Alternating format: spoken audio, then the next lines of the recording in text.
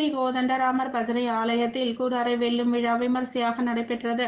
காஞ்சிபுரம் மேற்கு ராஜ வீதியில் அமைந்துள்ள பிரசித்தி பெற்ற ஸ்ரீ கோதண்டராமர் பஜனை ஆலயத்தில் மார்கழி வைபவம் விமர்சையாக நடைபெற்று வருகிறது.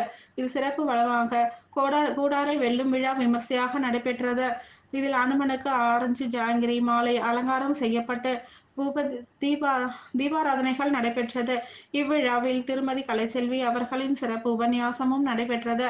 இதில் கலந்து கொண்ட பக்தர்கள் அனைவருக்கும் பிரசாதங்களும் வழங்கப்பட்டது. விழா ஏற்பாடுகளை ஆலய நிர்வாகம் சார்பில் சிறப்பாக செய்யப்பட்டிருந்தது.